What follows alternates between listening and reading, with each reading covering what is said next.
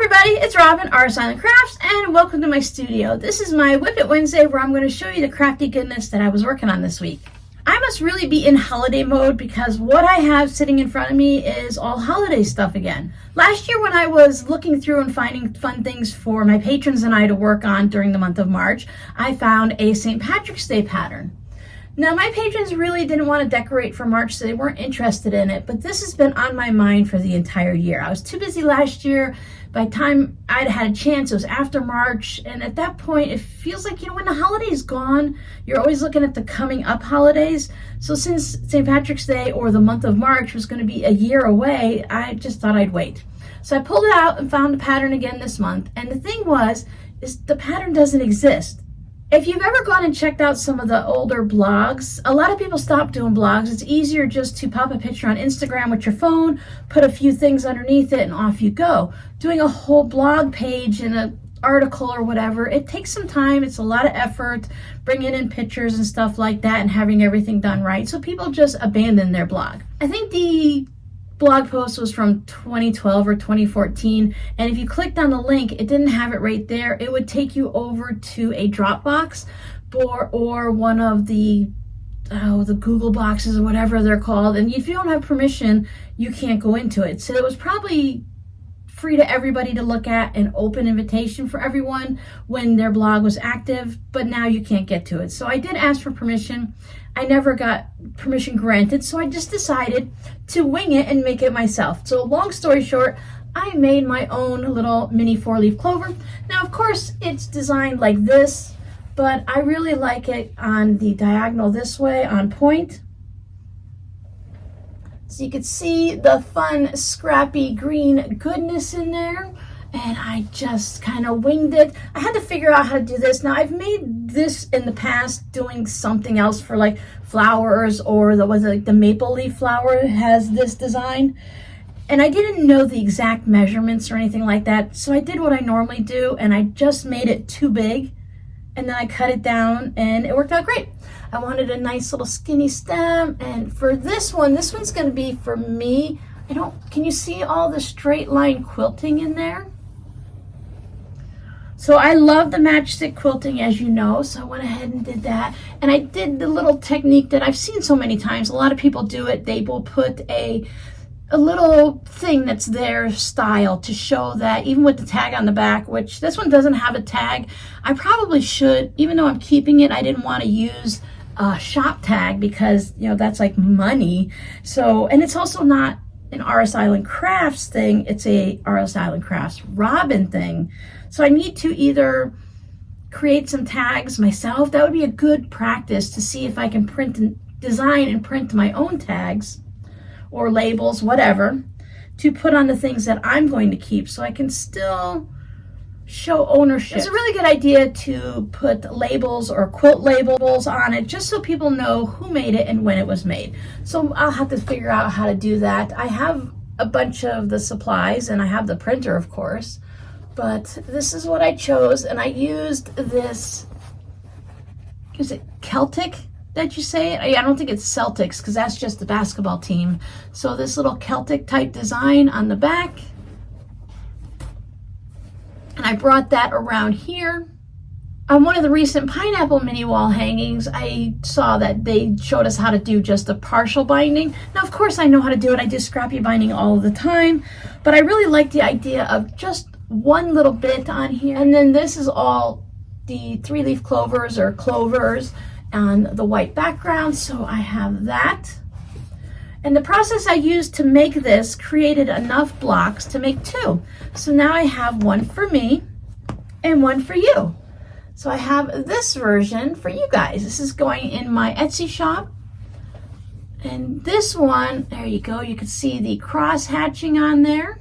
So I really love the matchstick quilting, but I wanted to see what it would look like in the cross hatch.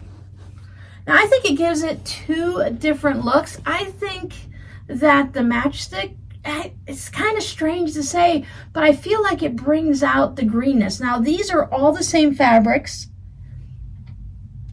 I just love the way that the matchstick tends to, sharpens the colors a little bit. But I also love the crosshatch.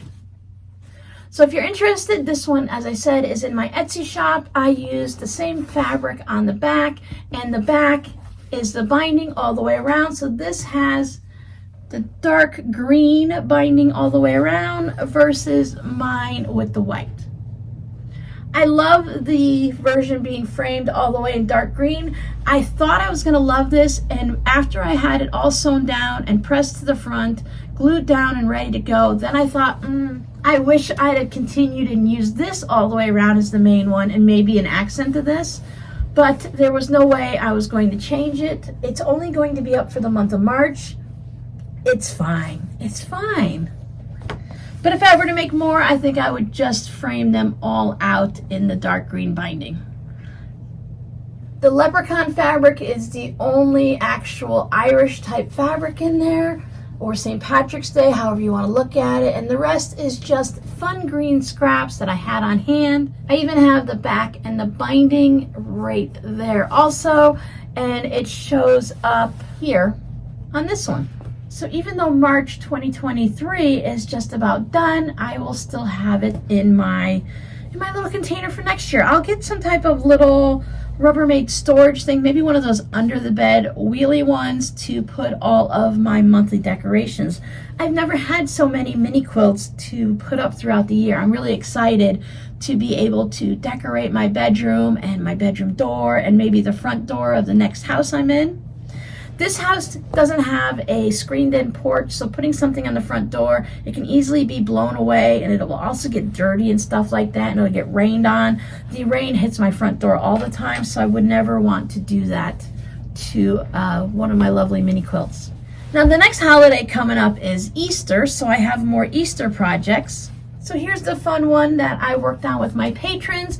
Nice, scrappy, decorated Easter eggs. I love the pastel type backgrounds with that solid, and it just lets all the colors pop. Diagonal quilting. These, I believe, are a 1/2 inch apart, so not quite matchstick quilting, but still fun. There's the back, and I used the back as the binding. I didn't bring it around to the front, I just used my single fold binding to put it on. Sewn it to the back, bring it around to the front, all machine stitched down. So then I wanted to see how it would look just on its own, just the one egg. If you've already seen any of these, I'm sorry, but you're obviously going to see them again. I tried to look back at my WiP It Wednesdays to make sure I haven't shown you them. I think my memory's failing me, and I just happened to show them to my patrons, and I've talked about it enough that I feel like I've talked to you guys too. So here's one. I made this one larger and left more background. I thought about making a pillow out of it, but then I thought that there would be a lot of background to, if I wanted to make it an actual square pillow to fit your basic pillow sizes, if I wanted to make it myself and just stuff it, this would have been fine, but I didn't want to add extra fabric, square it up or anything like that, so I thought just one little egg decorated up for Easter would be fun. Crosshatch quilting on that pretty blue pastel background. Same eggs. I am trying to use up some of my holiday fabric. I've used up a lot of my Easter now because I don't want to buy more until I've used what I already have. Some simple little fabric storage, you know, it's just my own little thing that I'm trying to do. Use up what you have before you buy more. I have no problem buying more pastel fabric, buying more solids, buying more greens and whatever. But when it comes to holiday, I find that holiday fabric can build up and stack up really quick. It seems to sit on the shelves longer because it's a once a year use. Now you could cut things up and use them in smaller bits for other things, but overall it's still an Easter thing. I think I have just a couple things left. I have a green fabric with the little M&Ms with the ears and stuff on it like that, the little characters. So I need to find some projects for them. The problem with that is M&M projects, M&M is trademarked, so it's not something I can put in my shop. So I just have to figure something out. But there is fun. So this is the project. I think this is where I'm trying to get my, I think this is where I got myself a little mixed up. This is the project that had the leftover of the solids that I used for the fabric postcards that you saw last week. So most of these are something similar to like a polka dot or some type of circles or something like that. This one is also all polka dots. I thought it was a great use of the polka dots to decorate an egg. I used to love decorating eggs when I was a child, and when my kids were younger, they weren't that interested in decorating eggs. I think they were more interested in making a mess. Now, because I had so much fun working on those, I just couldn't stop. I went ahead and pulled out some of my row by row fabric. Now that I'm looking at this, that poor little egg looks quite small with this big background compared to this. I think I would have done better to leave it with the smaller background instead of the larger. But there you can see the fun fabric and the fact that it's straight line quilted. When using, I think this has batting in it, and the way I quilted it, because I didn't put any of the extra lines in it and I went one way and the other, it gave the fabric this little bit of ripply look. And I just love that little extra texture that it gives it, because they're going in like two different directions, almost like a herringbone. And this is what I mean by the row by row fabric. So it has all of these bunnies on the back. And this fabric here is what I used for the binding.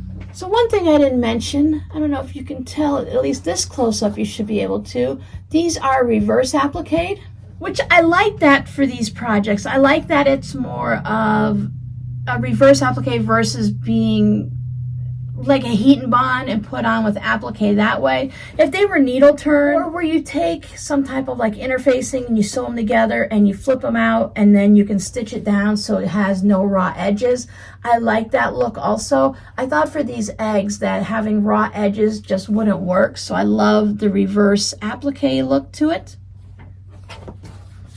And with this one, right sides up. And the last egg was the back of this fabric put into the egg that way with a nice purple background. So there is the bunnies everywhere. You saw these on the postcards last week, and now they're here. Now for the binding on this one, I used the yellow eggs, and that just about finishes it up. I think I have a little bit left to maybe make a card or something like that, fabric postcard. I think I've used up 90% of this, and I just have maybe a fat quarter or something, but it was yardage, and I have all of these different weird shapes that are cut out of it, so it's one of those things that a lot of zigzag pieces cut out of it and everything. So I did go a little egg crazy. 1, 2, 3, 4. I think this one is my favorite. This one would definitely be worth repeating. You could easily turn this into a pillow if you want to have one of those bench pillows. I need to get a bench pillow form because I'd love to start making bench pillows for the shop. So if anyone needs some decorations for Easter, I have you covered. So I've been having a lot of fun just working on these projects. I have a couple other things that I've been working on, but it's just a little bit of this and a little bit of that. I want to just say, look, I stitched together these scraps, and I put some, I chose the binding and made the binding for this project and stuff like that. I like to wait until I have a good chunk of a project done to show you, but I will show you the progress that I have made on our 50,000 subscriber giveaway quilt. Now this is one of them. This is the flamingo one. Just as a refresher, here is my little knobbly kneed buddy.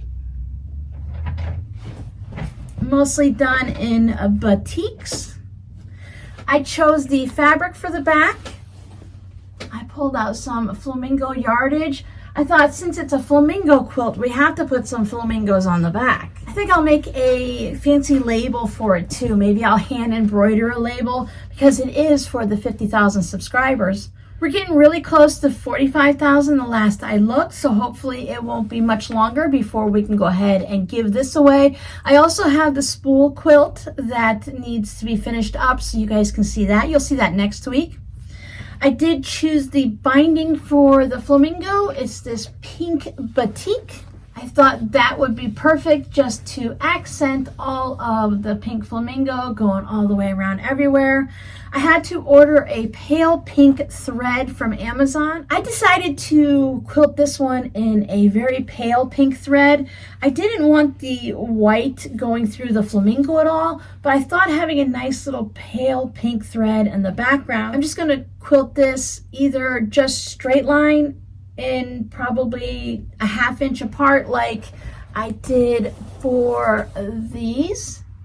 Probably still on the diagonal. I like that diagonal look versus the straight across or up and down. Gives it a little bit of something something. So I don't mind having a pale pink on the white, but the white would really stand out a lot, especially on their little leggies there. I've been spray basting my projects a lot, and I've been using the, what is this called? Spray and Bond. It's from the Heat and Bond company, basting adhesive. I just picked this up from Amazon, but I'm sure you can find it. I've seen it at Michael's, so I'm sure it's at Joann's also and other places.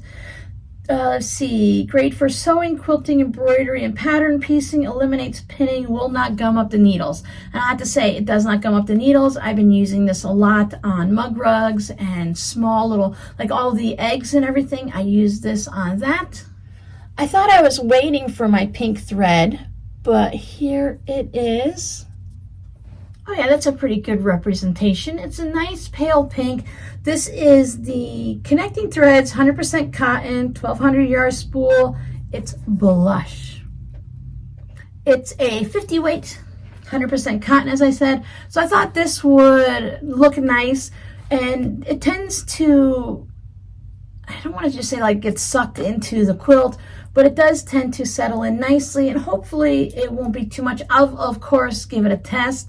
And if I notice on a scrap bit of this white that if it stands out too much and just makes it too obvious, then I'll come up with some other option for quilting it. But I think this should do really well. On diagonal again, I think 1 inch apart is a little bit too much. I think so, maybe a 1/2 inch. And that should make it lay really nice as a quilted wall hanging. So this week for the scrappy word, I went ahead and did a search for, I was looking at different quilting words just to find something craft related to go ahead and use as a scrappy word. And the one that popped up was sewing machine. So super simple. Previously asked how many scissors you guys have without saying, you know, like how many, count them up. Do you have a lot of scissors? But I thought today we can do how many sewing machines do you own? I'm really surprised to say that I actually own 3 sewing machines. I have a basic lower end Singer that you just pick up at like Walmart or Joann's or whatever. So right here at the table this week, I have my brother's CS6000i, and down right there is my Juki HZL F600. All those little initials and stuff always throw me off. The Singer sewing machine is not my favorite. I keep it just as an emergency backup, and I split my time between the Juki and the Brother depending on what I'm making. I love the Brother for fabric postcards and little small random projects, and I love my Juki for doing larger projects like the quilts. Oh, look at Mr. Flamingo Head. So thank you guys so much for hanging out with me each week. Thank you for watching the videos and for liking my videos and leaving a comment. If you love my little flamingo and you'd like to be entered to win, I'm going to say it's a her. It feels like a her. Florence Flamingo, I believe, is what the pattern is called.